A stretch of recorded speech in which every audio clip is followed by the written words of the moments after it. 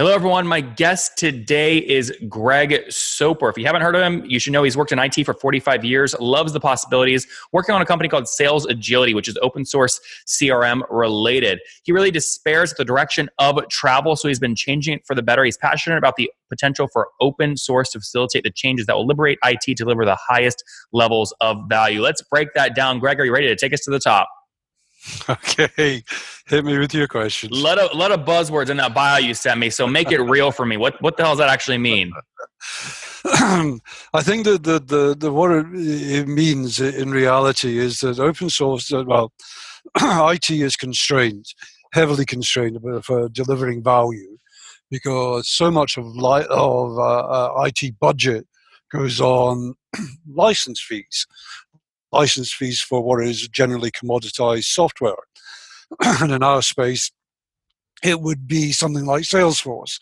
So you spend a shed load, millions of dollars on licenses, and you've got very little money left over in your budget to do the things that really make a difference, that really drive value, which is modeling business processes. With open source, because wait, Greg, sorry. Why do you say that modeling business processes is what's going to drive that? If you spend your whole day modeling and alone by yourself in the kitchen, never do anything, nothing's ever going to grow. Oh, absolutely. Well, so you got two choices as a business.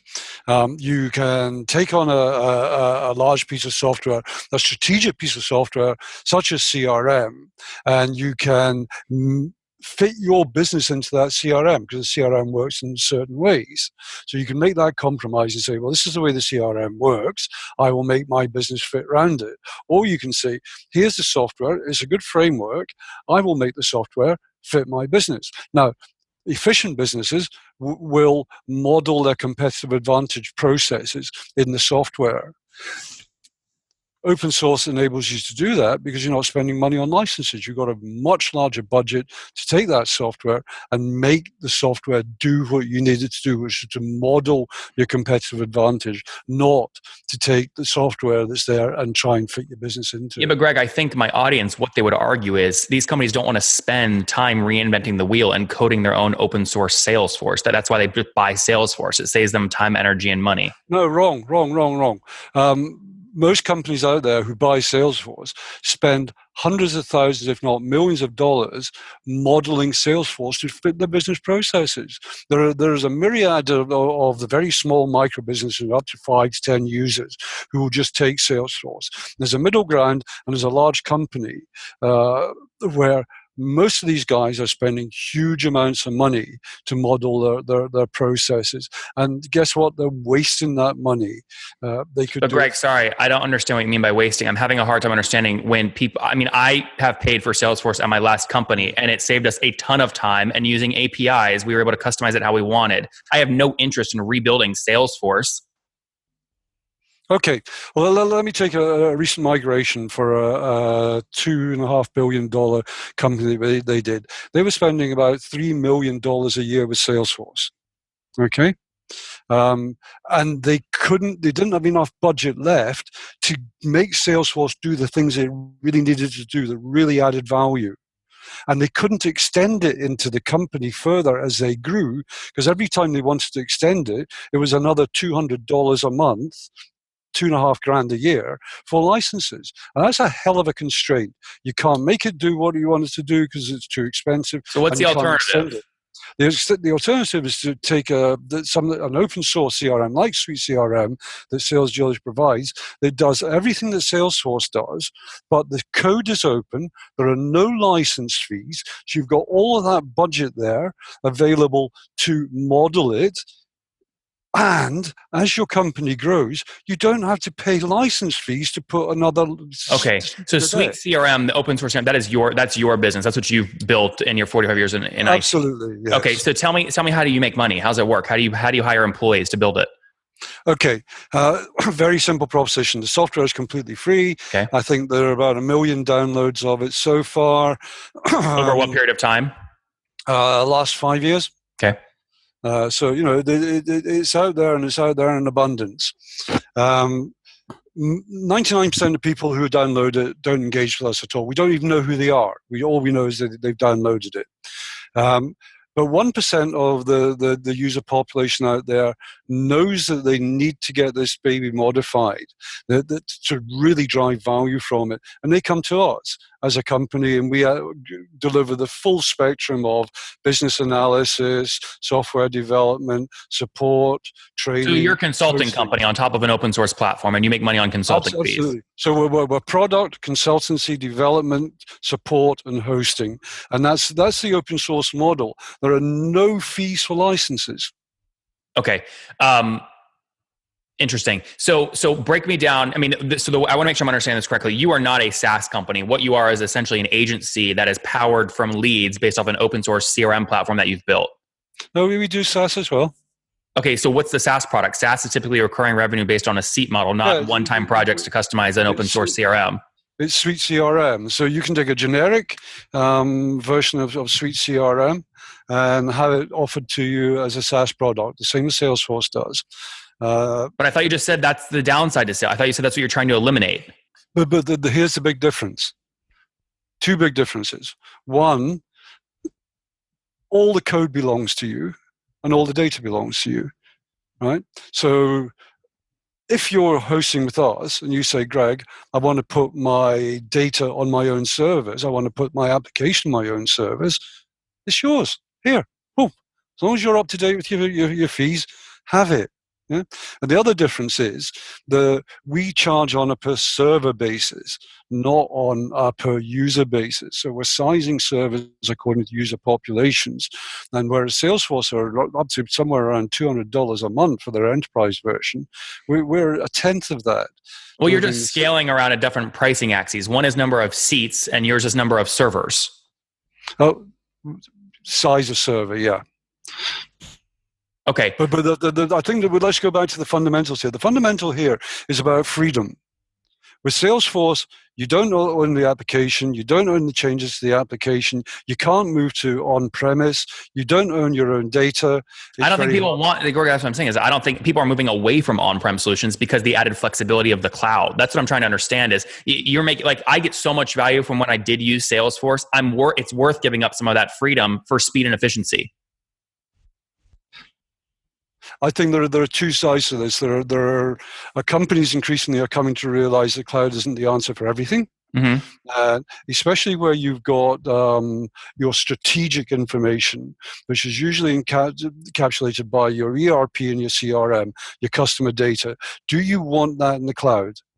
A lot of organizations making the decision, no, we don't. We want that behind our own firewalls where we know exactly who can access it and we can control the security around it.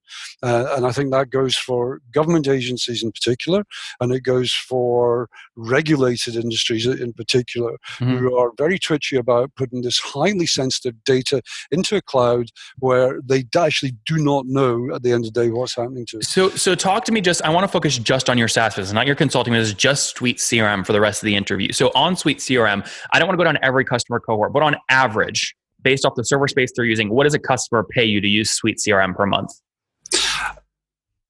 It's the smallest part of our business, so I would rather not focus on that.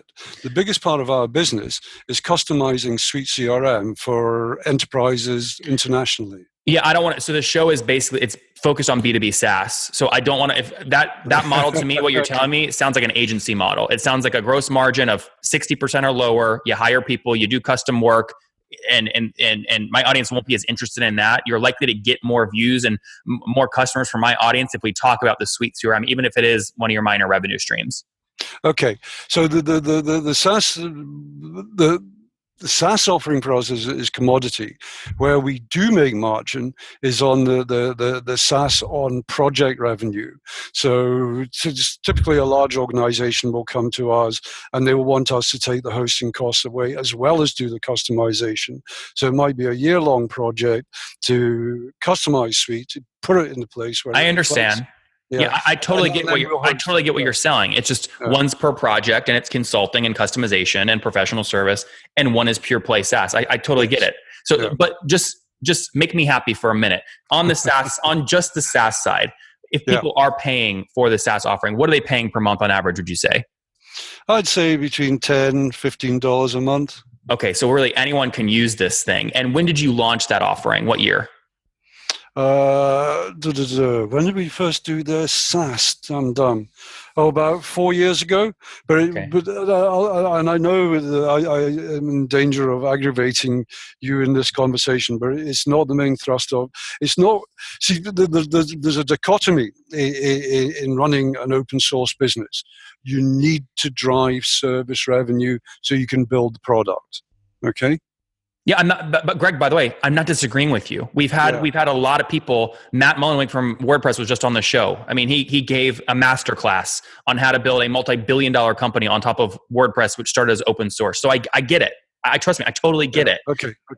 You don't have to convince my audience. So I totally understand what you're doing. I just want to understand the SaaS, like the model, right? So you launched the SaaS portion of it in 2014.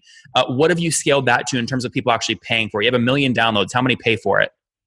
Oh, very, very, very few. It is the smallest part of our business. Yeah, I get that, but like 10 people, 1,000, 100,000? Okay, well, let's look at the evolution of an open source project, because we're only 5 years old, as a launched product. And really what you've got to do is to build a revenue stream. And you could have a certain amount of investment money as a company. And most of that money in the early doors is going into product. Because Greg, I totally... Okay. It's like you're trying to convince me. I'm telling you, I get it. I know. I just literally had Matt on the show, and he's saying all the same things that you're saying. I think what I'm trying to say is that the SaaS offering was not the offering. So the SaaS offering the last 3 years is not the offering that it is going forward. So we invested in the product first. We're just about to launch the new SaaS in Q4. What new SaaS? So we did SaaS so you could spin up an instance of Suite. It was okay. It wasn't great. There were flaws in performance, da-di-da. And as a result of that, we didn't have great customer retention. We didn't have a huge amount of customer satisfaction. But we've been using the revenues and the experience to spin the new service up, which is based on containers. Mm-hmm. And is load balanced, it's failover, it's everything that the original service wasn't. But we could only do that because of the success that we had in the other areas of the business, which meant we could invest. To make you subsidize. Totally. I understand that. I'm trying to put a loop around the first offering, but I feel like I'm having to like beat you over the head for it. On just the SaaS thing, I understand it might only have 10 customers, but how few? I mean, are we talking 100, 1,000, 100? Probably about only 100. Okay, about 100 people. So you had about 100 people paying $15 a month. 100 companies. Some of those companies are substantial. Some of those companies are globally scaled leaders in their field. But you said the average per month was about $15 a month across that customer base. Is that accurate? $15 per person, so per seat, not $15. Okay, so what did you grow? What did you grow the monthly recurring revenue to from those 100 customers? Oh no. A range is fine. I have no idea because I don't look at that one. That's because that's not where our revenue comes from. Then why not make it free?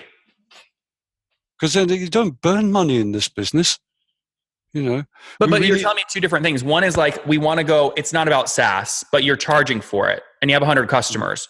And the other is like it's year-long consulting projects for customization on top of the open source. So if you're not focused on it, you don't even know what the MRR number is. Why not just make it free? Okay, I think let's go back to where we were a moment ago. You have to evolve as a business.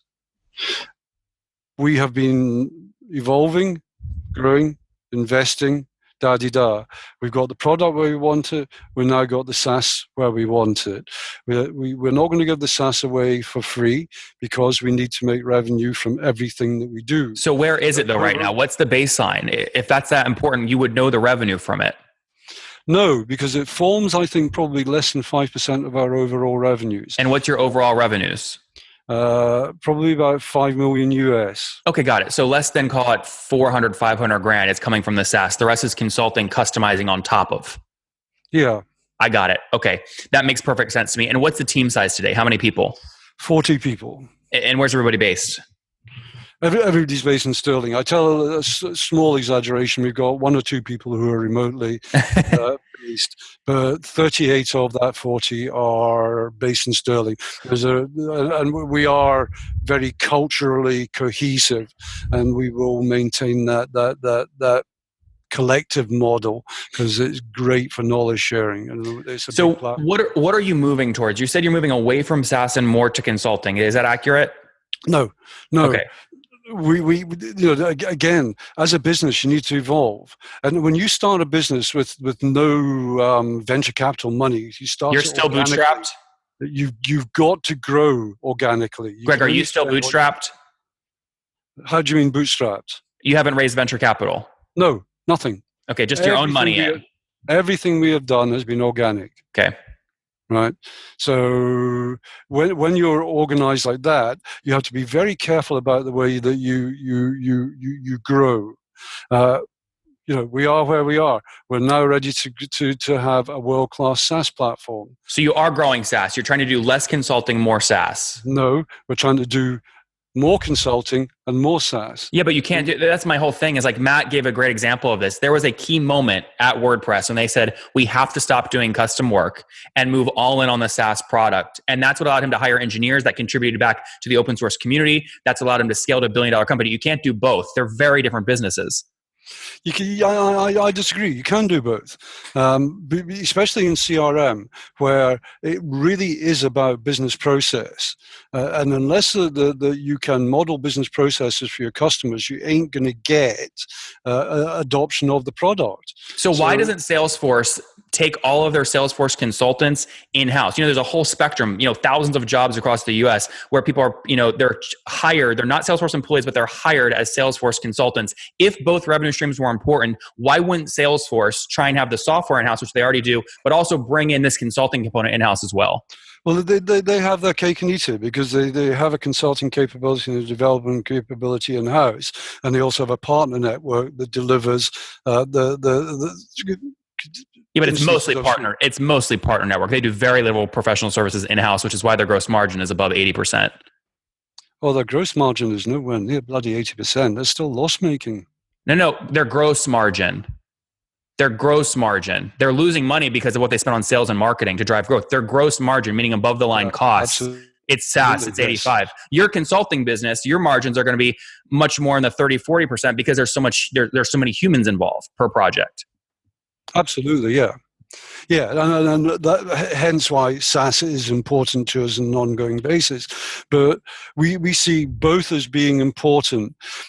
If we're not, I think if we're doing projects, we get very close to the requirements of our customers because our customers drive our thinking and market intelligence about what they're looking for, and that feeds back into projects or product. If we're just doing SaaS, we don't get that really tight feedback loop from customers. And some of these, the clients we're doing the customization projects for are massive corporations who are very demanding and very far thinking in what they're doing. And frequently, the code we do for them feeds back into the product. So there's a good cycle in here. Yeah, I understand. This is the pattern we see all the time between agencies. But again, the agencies consult with 100 customers, and eventually they realize, wow, these customers, 30 of them ask for the same thing every time. We're going to go code that into a SaaS product, and they go all in. Eventually, they go all in on one or the other. It's very difficult to do both. But Greg, I get your points. I think you made great arguments, and you built a great business, 5 million. I need to wrap up here with our famous 5 because we're out of time. So quick answers. Number 1, what's your favorite business book? Elephants Can Dance, and it's about IBM, and I've forgotten the guy's name. He was the chairman of IBM for half a dozen years, about how he transformed IBM to an agile organization. Yep. Great. Number 2, is there a CEO you're following or studying right now? Say again? Is there a CEO you're following or studying? I think the guy at Microsoft, Natella, is quite interesting. We'll see where he goes in the next few years, but he's making some good noises. Number 3, what's your favorite online tool for building a business besides your own? I think Nextcloud. Number 4, how many hours of sleep do you get every night? Well, it used to be about 4 or 5, but as I'm winding down a little bit, I'm now operating much more like a human being. So how many hours of sleep do you get every night? Oh, these days, 6 or 7. Okay, very good. And what's your situation? Married, single, kids? Oh, his grandfather, married, How many 2 kids, Okay. 1 grandchild. Yeah, And Greg, how old are you? I'm 62. Been doing 62. this- Yeah. Last question. What do you wish your 20-year-old self knew? What? Do you wish your 20-year-old self knew? Oh, goodness. How important humility is. Guys, there you have it. Humility is important. Coming from Greg. Launched a company back many years ago, 2014, really an open source model. They used those leads to then generate consulting products. Now they're doing about $5 million a year. Less than 5% of their revenue is coming from Suite CRM, their SaaS product. They're really looking to now scale the SaaS product and at the same time scale consulting. We'll see if it works out. There's a healthy feedback loop there. Obviously, they've got about 40 people based in UK and other remote locations. Totally bootstrapped, which I love. Greg, thanks for taking us to the top. Well, thank you. That was a wonderful summary. Very good. Take care.